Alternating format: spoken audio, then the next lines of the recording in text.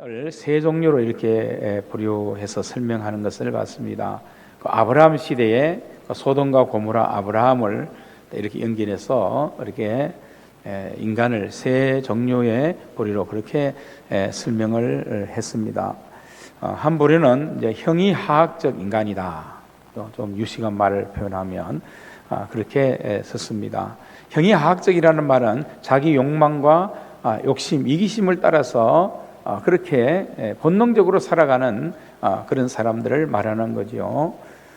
그래서 그 아브라함 시대에 소돔과 고모라 시대의 사람들로 말하면 바로 소돔과 고모라성 사람들, 그래서 본능에 따라 살려고 하는 그런 사람들. 사실은 그렇게 본능적으로만 살아가는 형이하학적인 그런 사람을 우리는 그렇게 말하지요. 짐승만도 못한 인간이다, 이렇게 표현하는, 아마 그것이 전체는 아닐지 몰라도 그렇게 맞는 것 같은 것을 느낄 수 있습니다. 그 다음에 또 부류를 형이 상학적 인간이다, 하학적인 인간, 본능적으로만 살아가는 사람은 아니더라도 이 도덕적인 인간을 말하는 것입니다. 형이 상학적인 그런 인간이다. 그래서 자신의 삶에서 도덕적인 것을 추구한다. 뭐 이런 것들, 뭐 바르게 살자, 잘 살자, 착하게 살자, 뭐 이런 사람들 많이 있죠. 그런데 그런 사람들이 이제 빠지는 오류가 뭐냐 하면, 항상 그런 사람들은 우리가 하나님 앞에 우리는 죄인이다 했는데 자기 죄인인 것을 모르게 되는 거죠. 그러다 보니까 항상 자기 의로만 살아가는 겁니다. 자기 자신의 의, 하나님의 의로 우리는 믿음으로 구원을 받고 의롭게 되는데, 자기 의만 고집하고 내세우면은 온전한 구원에 이를 수 없지 않습니까? 그리고 또 하나, 이 도덕적인 사람들은 언제든지 우리 인간이 연약하기 때문에 다시 인간의 그 본능대로 살아가 버리는 그런 죄로 연결되어지는 연약함이 있다는 것을 모른다는 거지요. 뭐 도덕적인 것을 추구하며 그렇게 살아가지만 갑자기 바닥으로 떨어져서 아주 지금 마치 형이하학적인 그런 사람들처럼 본능으로 살아가는 처럼 그런 연약함과 죄에 빠지게 되는 그런 사람들이 생기게 된다는 거지요. 그것이 바로 소돔과 고모라성의 그 롯의 삶이라는 것을 알 수 있습니다. 롯은 본능적으로만 막 살아가는 사람은 아니었지만 도덕적인 자기만의 어떤 그런 모습으로 살았던 사람이다, 그렇게 표현할 수 있습니다. 왜냐하면 소돔과 고모라성에 천사가 방문을 했을 때 그 동성애 우리 남자들이 천사가 남자인 줄 알고 그렇게 관계를 하겠다, 그렇게 했던 그런 본능적인 마음 가졌잖아요. 나중에 이 롯이 자기에게 딸들이 있는데 딸들을 내어주겠다. 어떻게 보면 자기 방식에서 일어나는 본능적인 것은 아니지만 자기 안에서 일어나는 도덕적인 그런 면을 가졌지만 거기에도 온전하지 못한 그런 모습이 분명히 있다는 것을 알게 되는 것입니다. 자, 그것을 또 철학적인 인간이라 뭐 그렇게 말할 수도 있습니다. 자, 그리고 또 한 가지는 뭐냐 하면 바로 영적인 인간이지요. 다른 말로 표현하면 신앙적인 인간이다, 이렇게 말할 수 있습니다. 소돔과 고모라 성의 롯이 아닌 이 아브라함의 삶을 말할 수 있는 거지요. 하나님 앞에서 철저히 신령한 영적인 은혜를 강구하며 살아가는 그러한 아브라함의 모습. 정말로 백세 난 아들 이삭을 정말 어떻게 바치라 할 때 하나님께서 여호와 이레로 준비하신다는 믿음도 있었겠지만은 그렇게 쉽게 순종할 수 있는 일이 아니지 않습니까? 거기에서 나타나는 것이 바로 신앙적, 영적인 그런 사람의 모습을 분명히 나타내고 있는 거지요. 아브라함이 그저 형이 하학적이었다면 뭐 더 말할 것도 없지만은 그 도덕주의라는 그런 어떤 형이 상학적인 그런 관계의 인간이라 할지라도 아마 그렇게 쉽게 말씀을 따라 살지 못하고 그의 독자 이삭을 하나님께 모리아산에 바치라고 할 때 바치지 못했을 것이지요. 아마 그렇게 될 것입니다. 그렇지만은 그는 하나님과의 관계에서 오는 영적인 그런 분명한 그런 관계가 깨어 있는 사람이었기 때문에 하나님과 인격적인 만남을 가졌습니다. 그리고 자신을 내어드릴 수 있었고 말씀에 순종하는 삶을 살게 된다는 거지요. 자, 우리 인간은 하나님의 형상으로 지은 존재라 성경 그렇게 말씀하지 않습니까? 우리 인간에는 영혼이라는 소중한 가치가 우리에게 하나님께서 주신 선물로 우리에게 있습니다. 그럼 우리가 형이상학적이나 도덕적인 인간,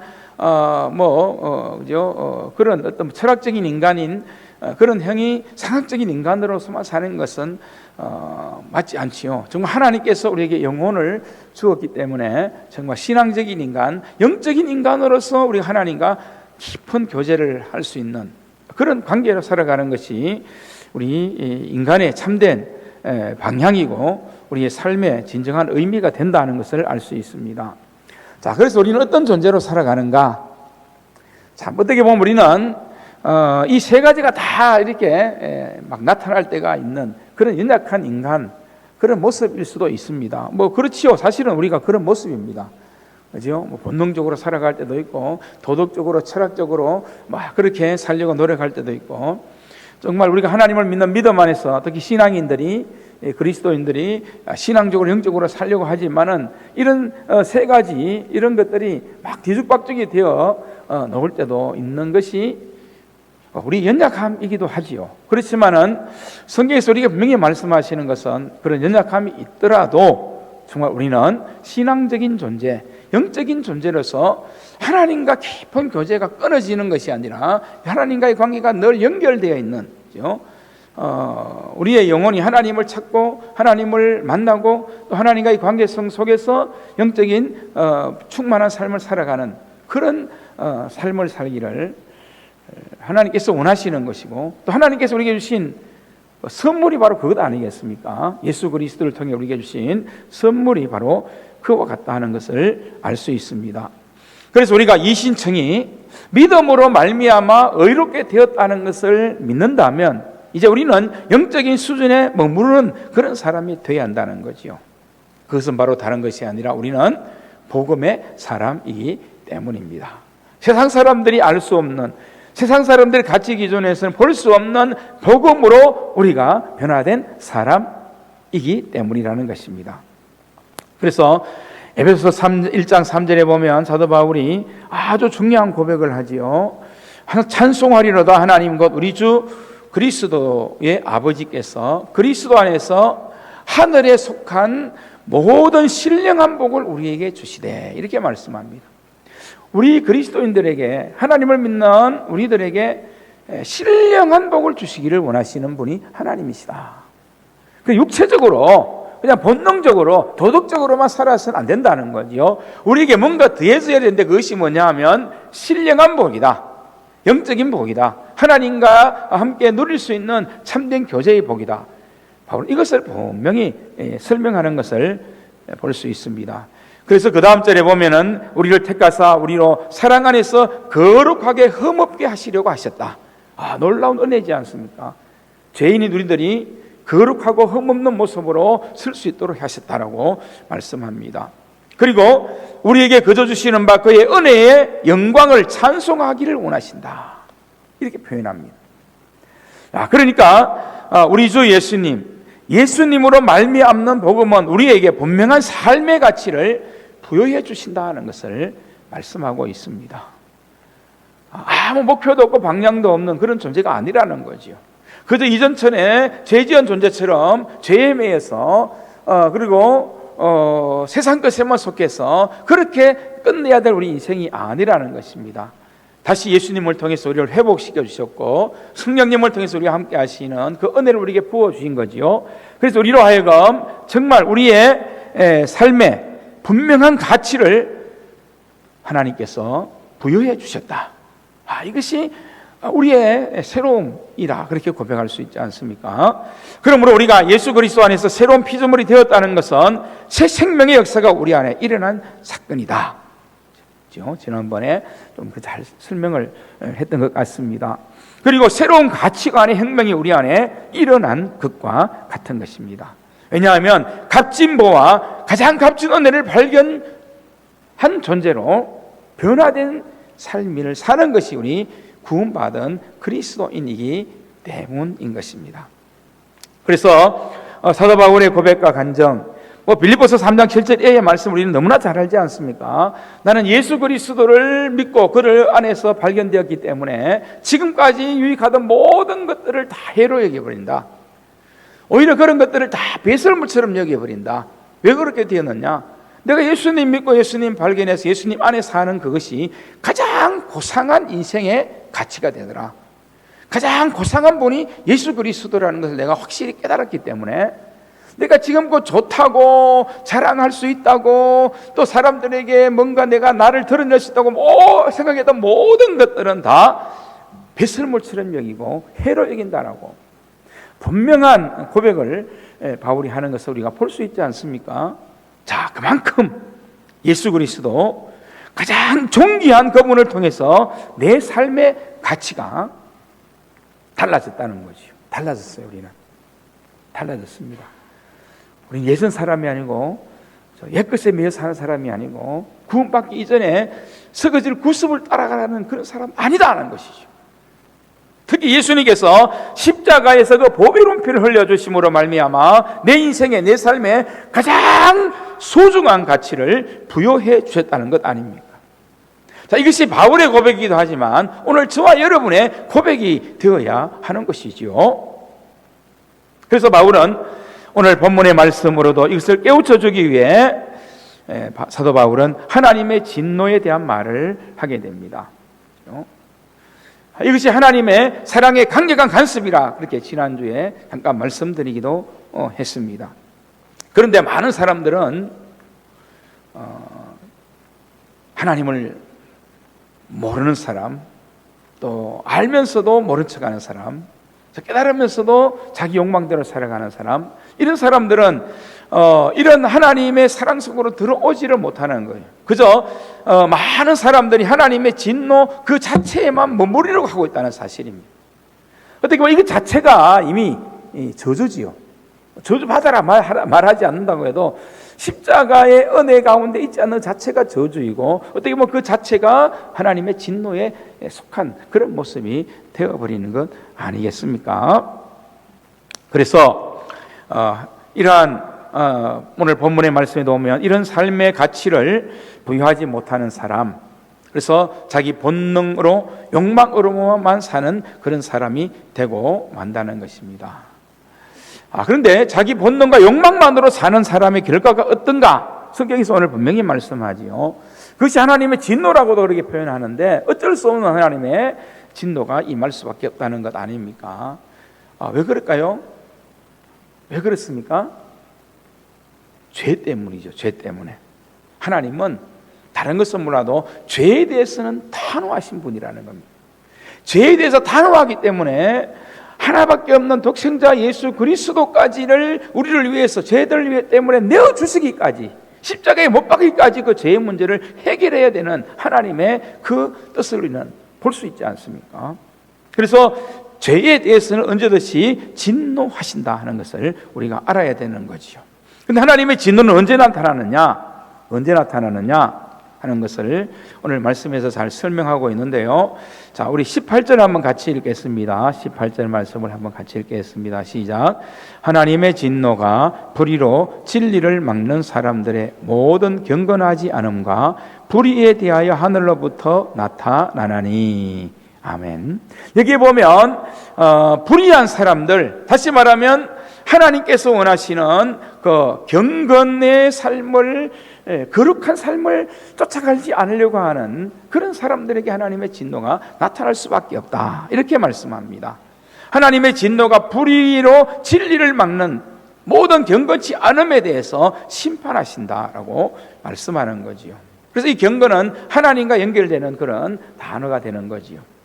우리가 하나님을 알고 하나님 안에서 부족하고 위대한 것이 인간인지라 있지만은 늘 우리를 회개하고 돌아보고 하나님 앞에서 우리의 삶을 진실하게 내어놓고 말이죠. 그렇게 살아야 된다는 거죠. 하나님을 두려워하는, 하나님을 경외한다는 말이 그런 말이잖아요. 하나님을 진심으로 두려워하며, 지난주에도 잠깐 설명드렸지만 그런 믿음의 경건, 또 삶의 경건이 우리 안에 있을 때 이런 진노가 사라지는 거죠. 그렇지 않으면 이 불의, 이런 경건치 않음이 결국은 하나님의 진노를 가져온다는 것을 분명히 알아야 되는 거죠. 그럼 우리가 어떻게 살아야 되는 겁니까? 진리를 따라 살아야 되는 거지요. 그리고 하나님을 두려워하는 영적인 경건함이 우리 속에 늘 우러나와야 돼. 그런 고백이 우리 안에 있어야 된다. 이것을 말씀하는 겁니다. 근데 오늘 본문에 19절 20절에 보면 19절 20절 한번 같이 읽겠습니다. 19절 20절 읽겠습니다. 시작. 이는 하나님을 알만한 것이 그들 속에 보임이라. 하나님이 그들에게 보이셨느니라. 창세로부터 그의 보이지 아니하는 것들 곧 그의 영원하신 능력과 신성이 그가 만드신 만물에 분명히 보여 알려졌나니 그러므로 그들이 핑계하지 못할지니라. 아멘. 자, 이런 하나님을 알만한 그런 경건, 진리를 따라가는 불의가 아닌 의를 따라가는 삶이 되어야 되는 것들이 하나님께서 하나님의 계시를 통해 분명히 보여주셨다는 것을 말씀하지 않습니까? 역사를 통해서 또 하나님께서 이 성경 말씀을 통해서 하나님의 계시를 통해서 그리고 또 자연 만물을 통해서 하나님께서는 이 사실을 분명히 보게 했다는 겁니다. 사람들이 진심으로 마음과 관심을 조금만 열고 거기에 가지면 분명히 이 하나님께서 이렇게 진리를 따르고 불의 따르지 말고 진리를 따르라, 의를 따르라는 말씀들이 보여진다는 거예요. 또 하나님께서 지은 이 자연 만물을 통해서도 하나님의 모든 섭리들이 보여진다. 그렇죠? 자연 계시라고도 하는데 이렇게 성경에서 말씀하고 있습니다. 그런데도 불의하게 살고 경건치 않음을 따라 살면은 그 삶은 결국 하나님 앞에서 핑계하지 못하는 삶이 되고 만다. 예수님께서 비유하신 많은 그 비유 속에서도 우리 하나님 앞에 설 때는 우리는 결코 핑계할 수 없는 인간이다. 분명히 성경을 말하고 있지요. 물론 우리는 이것저것 다 핑계하고 싶고 누구 때문에 이런 환경 때문에 말하고 싶지만은 결국은 우리 자신의 문제라는 것이죠. 그죠? 누구 때문에가 아니라 핑계할 수 없는 그 자리에서 우리는 하나님의 심판을 받게 될 수밖에 없다는 것을 분명히 말씀하고 있습니다. 그리고 두 번째가 뭐냐 하면 어떤 사람에게 진노가 임하느냐. 21절을 한번 같이 읽도록 하겠습니다. 21절입니다. 시작. 하나님을 알되 하나님을 영화롭게도 아니하며 감사하지도 아니하고 오히려 그 생각이 허망하여지며 미련한 마음이 어두워졌나니. 아멘. 22절에 보면 스스로 지혜에 따라 어리석게 되었다. 이렇게 설명하는 것을 알 수 있습니다. 자, 자신이 죄인인 줄 알면서도 하나님 앞에 나아가지 못한다는 것입니다. 왜냐하면 자기 욕망 때문에, 자기 욕심 때문에. 우리도 그리스도인들이 이렇게 보면 진짜로 하나님 앞에 완전히 나아가지 못하는 이유를 보면 자기 의 때문이기도 하고 또 자기 욕심 때문이기도 하지 않습니까? 자기 이기심 때문이기도 하지요. 내 마음대로 살고 싶은 욕망이 하나님을 향해 나아가는 마음보다 더 크게, 더 큼직하게 막 보여지니까, 그리고 나타나니까 이런 하나님을 알만한 그런 믿음의 것들이 보여짐에도 하나님께로 나아가지 않는 그런 허망한 믿음, 스스로 어리석은 믿음의 선택을 해버리게 된다는 것을 분명히 말씀하고 있는 것입니다. 그래서 이런 사람들은 이렇게 말하기도 하지요. 예수 믿어라 말하면 나는 지은 죄가 많아서, 이렇게 대답하기도 합니다.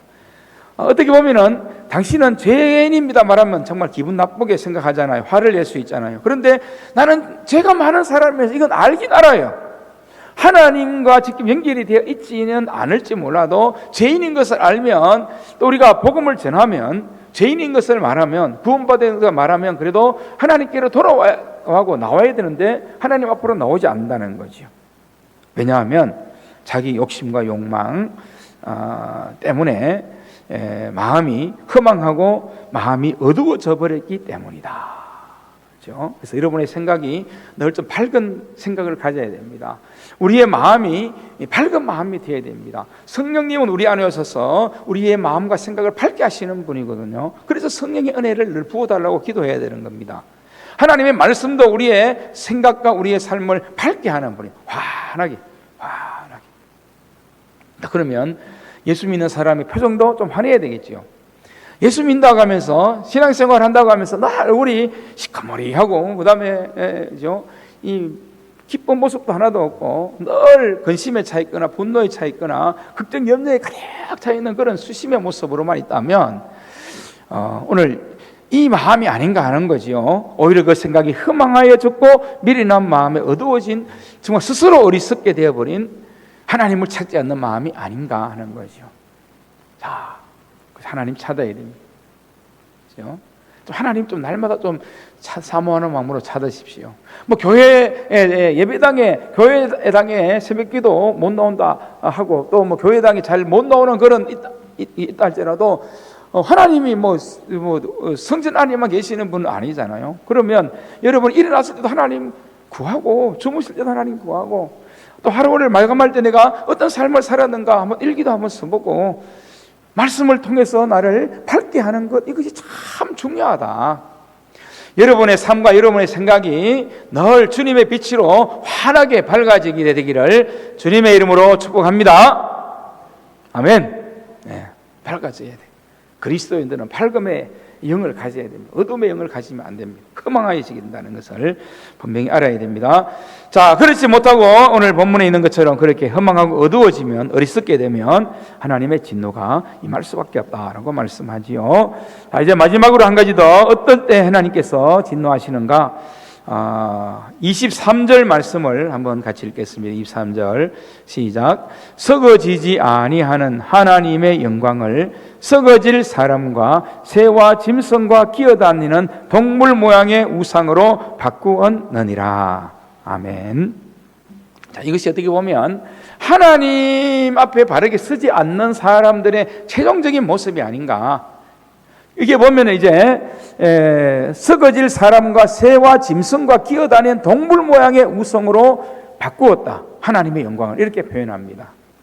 그러니까 실제로 뭐 우상을 만들어서 우상을 섬기는 사람도 있다는 거죠. 자연을 보고 자연을 섬기는 사람도 있다는 것입니다. 그렇지만 또 오늘 본문에 보면 하나님의 영광을 사람의 우상으로 만든다는 것은 하나님이 영광 받아야 될 모든 것들을 사람들이 자기가 신이라 이렇게 칭하는 경우도 얼마나 많이 있습니까? 요즘 TV나 이런 방송을 보면 뭐 가시라는 단어를 얼마나 많이 씁니까? 좀 뛰어나고 좀 잘하고 좀 실력이 있으면 막 가시라고 막 부르잖아요. 하나님처럼. 근데 그게 얼마나 어떻게 보면 인간들의 교만함인가 하는 것을 알아야 됩니다. 참 교만한 것이 될 수 있거든요. 하나님께서 그것을 보시면서 과연 어떻게 이렇게 평가하실까 보면 기뻐하시지는 않을 거예요. 그죠? 그런데도 중요한 것 중에 하나는 뭐냐 하면은 오늘 현대인들이 바로 자기 자신을 우상으로 여긴다는 거죠. 그래서 성경에 보면 자기 배를 우상으로 섬긴다. 뭐 이런 말과도 같은 말인데요. 내가 우상이 되어버리는 거죠. 내가 신이 되어버리는. 이 포스트 모던 시대의 가장 중요한 특징 중에 하나가 내가 최고다, 내가 신이다. 연약함을 알면서도 자기 질병 하나 자기 스스로 해결하지 못하고 또 조그만 어려움 하나 자기 제대로 해결하지 못하는 걸 알면서도 사람들은 늘 신이 되고자 하는 그런 자기 우상화의 마음이 자기 안에 있다는 거예요. 그리고 우리도 어느 순간 나도 모르게 하나님보다 더 사랑하고 귀히 여기는 것들이 내 마음에 생겨버리면 그것이 하나님 앞에서 우상이 된다고 성경은 말씀하고 있지 않습니까? 자, 결국 그래서 이 우상이라는 것이 세워지고 이런 우상들을 그래서 무너뜨려야 된다 성경은 말씀하지요. 내가 만든 나의 우상, 하나님 아닌 다른 것들로 하나님으로 잘못 생각하고 있는 우상이 있다면 철저히 그런 것들을 내려놓고 철저히 그런 것들을 십자가에 내려놓아야 됩니다. 못 박아버려야 됩니다. 그래서 우리는 오직 하나님께만 영광을 돌리기 원합니다. 오직 하나님께 영광, 솔리 그리되오. 정말 하나님께 영광을 돌리기 원합니다. 이런 믿음, 이 마음을 분명히 우리는 가져야 한다는 것입니다. 자, 이렇게 할 때 하나님께서 진노하시는데 진노의 내용이 뭐냐 할 때 멸절이지. 하나님께서 모든 것들을 다 심판하신다. 때로는 홍수로 심판을 내려 쓸어버리는 것처럼 하나님께서 다 쓸어버릴 수도 있다. 자, 하나님의 진노가 사랑의 어떤 결론이기도 하지만 그 사랑이 이렇게 무섭게 스스로를 심판받게 하는 자리로 나가게 하는 그런 모습으로 되는 것입니다. 그리고 또 하나님의 진노 가운데 더욱 무서운 것이 뭐냐라고 할 때 바로 그냥 그들을 내버려 두는 거죠. 우리 24절 한번 같이 읽겠습니다. 시작. 그러므로 하나님께서 그들을 마음의 정욕대로 더러움에 내버려 두사 그들의 몸을 서로 욕되게 하게 하셨으니. 아멘. 말씀합니다. 이것이 더 두려운 거지요. 저는 지난주에도 잠깐 말씀드렸지만 하나님이 그냥 내버려 두는 것, 자, 이것이 가장 무서운 심판이다 할 수 있는 겁니다. 그냥 방치해도 네 멋대로 한번 살아봐. 이게 정말 얼마나 무서운 겁니까? 우리 그리스도인들도 그래서 철저히 하나님의 은혜 앞에 엎드려야 됩니다. 날마다 엎드려야 됩니다. 하나님, 나를 긍휼히 여겨 주십시오. 나에게 하나님의 은혜를 옷을 입혀 주십시오. 늘 우리가 그렇게 기도해야 될 중요한 이유가 여기에 있는 거지요. 이 말씀은 나중에 보겠지만 26절에도 나옵니다. 이 때문에 하나님께서 그들을 부끄러운 욕심에 내버려 두셨다. 그냥 내버려 두셨다. 28절에도 이 말씀이 나옵니다. 또한 그들이 마음에 하나님 두기를 싫어하며 하나님께서 그들을 그 상실한 마음대로 내버려 두었다. 그렇죠? 하나님의 진노지요. 자, 그런데 우리에게 하나님의 소망이 있는 말씀이 있습니다. 우리 마지막으로 25절 말씀을 함께 같이 읽어보겠습니다. 시작. 이는 그들이 하나님의 진리를 거짓 것으로 바꾸어 피조물을 천물보다 더 경배하고 섬김이라. 주는 곧 영원히 찬송할 이시로다. 아멘. 자, 모든 인간들이 이렇게 하나님의 진노에 가까운 그런 삶을 살아갈지라도, 자, 우리 정말 하나님의 은혜로 하나님의 복음으로 구원받은 우리의 삶의 가장 저 삶의 가치에 소중한 가치를 부여해 주신 그 은혜를 알기 때문에 우리는 어떻게 살아야 한다고요? 주는 곧 영원히 찬송할 뿐입니다라고, 그렇게 하나님께 영광을 돌리며 고백하는 삶을 살아야 된다는 것을 우리에게 말씀하고 있습니다. 왜 우리가 하나님께 영광을 돌리며 영원히 하나님을 찬송하며 살아야 됩니까? 우리가 어떤 존재인지 예수님 때문에, 하나님 때문에 비로소 우리는 알게 됐지 않습니까? 그리고 고백하고 있지 않습니까? 영원히 죽을 수밖에 없는 진노 가운데서 멸망할 수밖에 없는 우리가 이제는 하나님의 자녀가 되었다. 정말 보배로운 예수님의 십자가의 보혈로, 정말 그 보배 피로 구속고 제사함을 받은 그런 삶이 되었다. 우리 자신이 어떤 존재인가를 알기 때문에 하나님께 영광을 돌리고 하나님께 찬송해야 되는 거지요. 그리고 또 우리가 분명히 알 수 있는 것은 바로 오늘 설교의 제목처럼 정말 가장 소중한 삶의 가치를 예수님께서 우리에게 부여해 주지 않았습니까? 하나님의 사랑으로 부여해 주었고 예수님의 십자가의 은혜로 그 핏값으로 우리를 가장 소중한 삶의 가치로 살 수 있는 그 은혜의 존재로 우리에게 삶의 그 가치를 정말 부여해 주지 않았습니까? 그러면 정말 우리가 정말 이 은혜를 따라서 믿음으로 복음의 능력과 은혜로 사는 것이 당연히 맞는 것이겠지요. 요즘은 전화 잘 하지 않지만 예전에는 전화가 한 해방이나 또 6.25 때나 할 때 전화 교환원이 있었다고 하지 않습니까? 제가 어릴 때만 해도 그런 것을 본 것 같은데요. 전화 교환원을 통해 가지고 어디 연결해가 또 이렇게 연결시켜 가지고 통화하고, 그러니까 전화 감도가 그렇게 좋지를 않았겠지요. 그런데 서울에 있는 한 목사님이 이제 시골 어느 교회에 부흥회를 이제 가게 됐습니다. 그러니까 그 교회에 있는 어떤 직원이 농촌교회인데도 직원 좀 약간은 규모가 있었는 그런 교회 같습니다. 그러니까 이 부흥회 강사로 오시는 이 목사님에게 이제 연결해가지고 이제 통화를 했습니다. 그래서 이번에 부흥회를 우리 교회에서 하게 됐는데 부흥회 주제가 뭡니까? 부흥회 주제를 알려달라고, 주제 본문과 주제 말씀을 좀 제목을 좀 알려달라고 그렇게 전화 통화가 된 겁니다. 그래서 이번에 주제 본문은 시편 23편이고 주제는 여호와는 나의 목자시니입니다. 이렇게 말했습니다. 그러니까 잘 이제 못 알아듣는 거예요. 좀 전화 소리가 이 연결해서 되다 보니까 못 알아듣으니까 주제가 뭐라고요? 그죠? 여호와는 나의 목자시니라 이렇게 이야기하니까 그래도 아마 잘 못 알아들어서 다시 물은 것 같습니다. 주제가 뭐라고요? 여호와는 나의 목자시니라고요? 그렇게 물으면서 여호와는 나의 목자시니 그것뿐입니까? 이렇게 물었습니다. 그러니까 나중에 이 강사 목사님이 약간 좀 화가 나시는가 봐요. 아니 여호와가 나의 목자시면 됐지 뭐가 또 필요합니까? 그렇게 소리를 좀 크게 질렀더니 알아들었는지 알겠습니다 하고 그렇게 전화를 끊었다는 거예요. 그런데 그 시골 교회에 부흥회를 가보니까 그 부흥회 현수막, 부흥회 주제에 뭐라고 쓰였냐면 시편 23편은 맞는데 주제가 뭐냐 하면 여호와는 나의 목자시면 됐지 또 뭐가 필요합니까? 이렇게 주제가 쓰여 있다는 거예요. 그렇게 쓰여 있다는 겁니다. 참 우리가 옛날 이야기 같지만 정말 우리가 가만히 생각해 보면 정말 맞는 말이지 않습니까?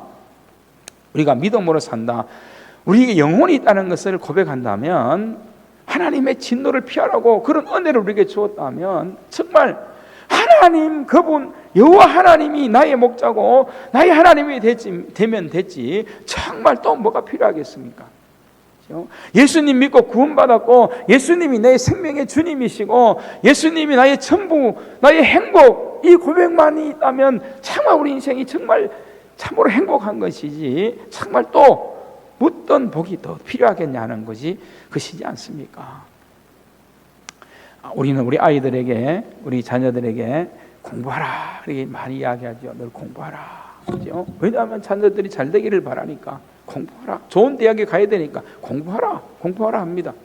근데 사실 가만히 생각해 보면 공부만 한다고 해서 또 정말 우리가 잘 되기를 바라지만 다 잘 됐냐 할 때 불확실한 것도 많잖아요. 공부를 아무리 잘한다 해도 또 어떤 선택을 하느냐, 어떤 형편과 상황에 맞닥뜨린다 해서 또 그것이 일이 잘못 풀려지면 또 잘못될 확률도 사실 많거든요. 살다 보면은 또 그래 좋은 또 대학에 갔다.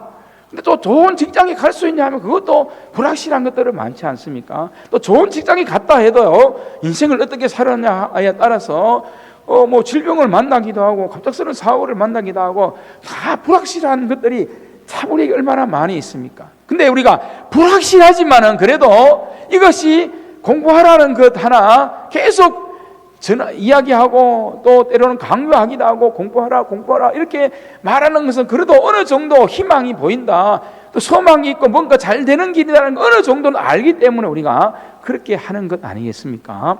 그런데 하나님께서 우리의 영혼에 부어주신 은혜, 하나님께서 우리에게 예수님을 통해서 우리의 삶에 모든 가치를 부여한 그 은혜를 생각하면 그것은 좀 확실한 거잖아요.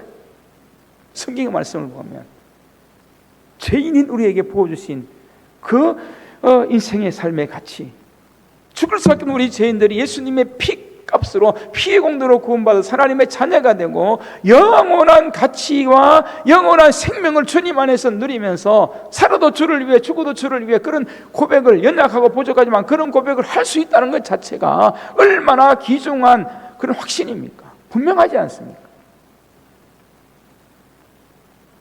그렇다면 우리의 남은 삶은 정말 우리에게 가장 보배로운 삶의 가치를 보이신 그 은혜에 합당한 삶을 살기를 원해야 된다는 거죠. 오늘 오전의 말씀으로 연결하면 복음에 합당한 삶을 살기로 작정하고 결단해야 된다는 것입니다. 저와 여러분의 남은 삶이 그래서 오직 믿음, 오직 은혜, 오직 예수님 되는 삶으로 정말 하나님께서 내 삶에 정말 이 소중한 가치를 부여해 주신 것만큼, 물론 그보다도 몇십 배, 몇백 배 더 못한지 모르지만 그 은혜만을 고백하고 그 은혜만 잊어버리지 않고 우리의 마지막까지 은혜에 메인바디에서 내 삶의 가치를 확실히 주님과 함께 살아갈 수 있는, 그래서 하나님의 진노가 아니라 하나님의 은혜, 하나님의 복, 하나님의 영광이 우리를 통해서 나타나기를 바라는 그런 은혜의 삶을 사는 우리 모든 성도님들, 저와 여러분 되시기를 주님의 이름으로 축복합니다. 기도하겠습니다.